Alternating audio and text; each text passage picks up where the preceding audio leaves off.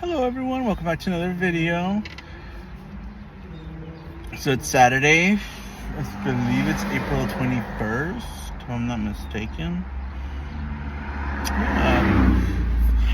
So I just got back from my pharmacy. I want to go pick up my medication.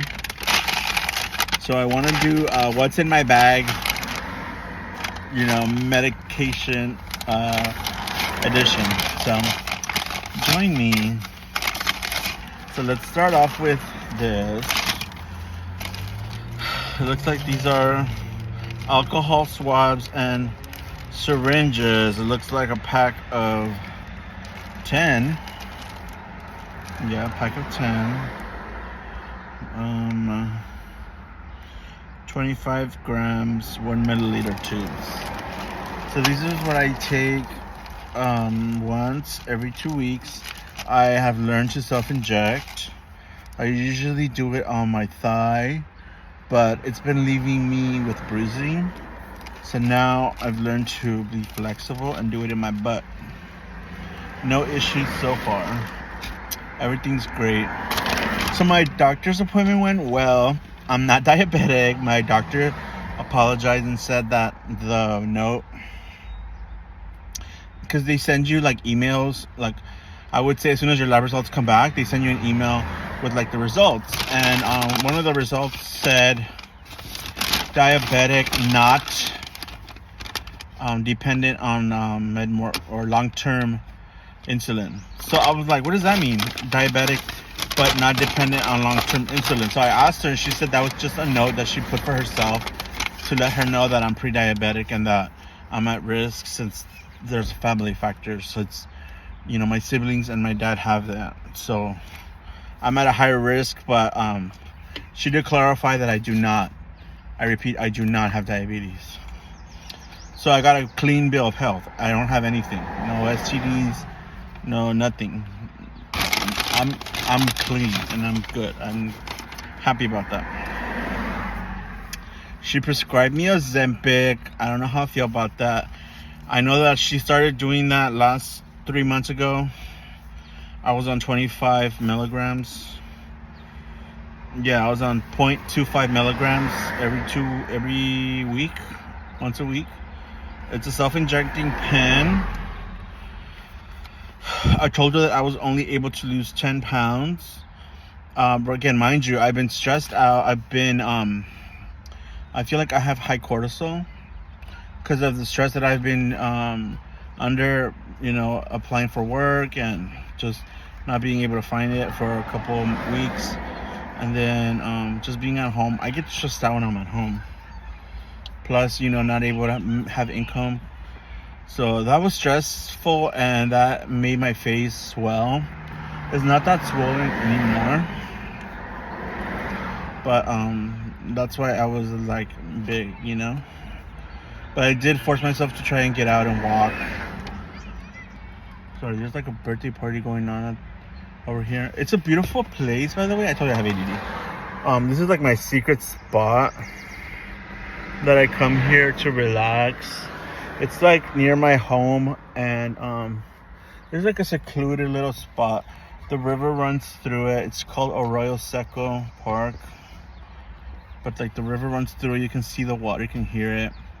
It's so relaxing. I usually come here when I need to unwind, clean my car, just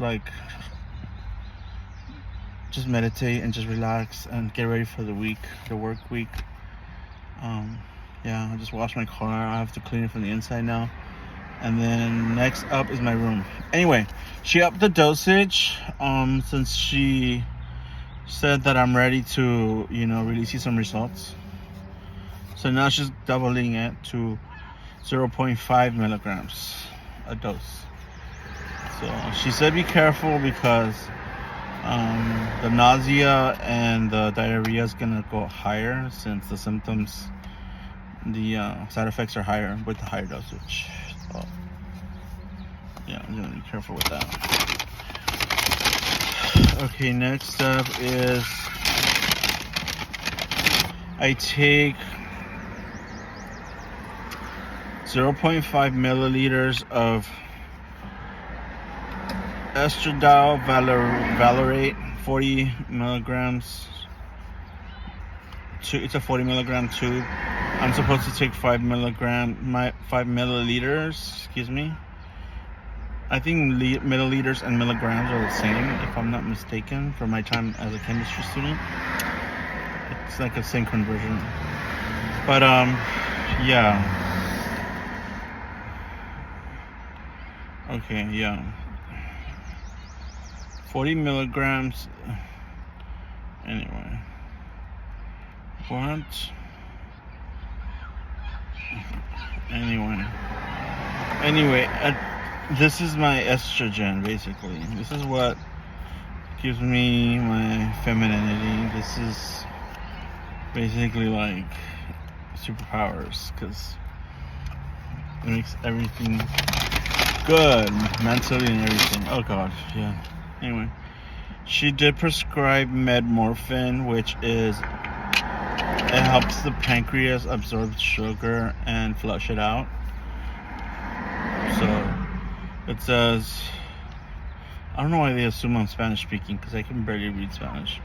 Tome una tableta por la boca con una comida una vez al día. So I'm assuming once a day. We'll see about that. I don't know if I'm going to get on that. Like I said, I let them prescribe whatever, and then I decide based on how I feel if I'm going to take it or not. I don't really believe in pills. I just, she pushes it on me, so I'm just going to accept it. But I'm just going to do diet and exercise first, and then if that doesn't work, then I'll start taking it. But this is my spironolactone, 100 milligram tablet once a day as well. There's like 90 of these. It's 3 months supply. And this is basically the testosterone blocker. This is what stops you from having the male features. So like hairy body, a much strong, etc. Give me 1 second, because there's a person coming up.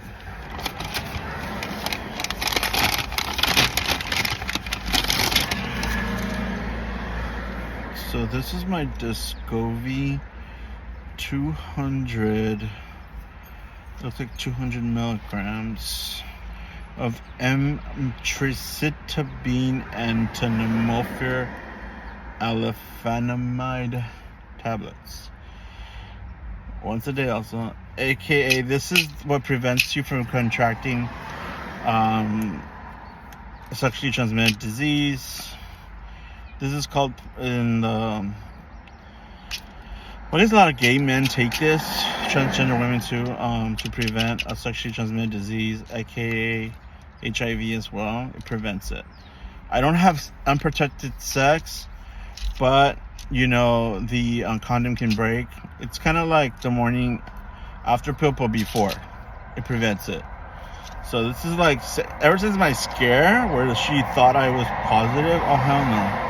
Which I didn't know why, because I've never had unprotected sex. But I went through a fucking scare. I'll talk about that another day.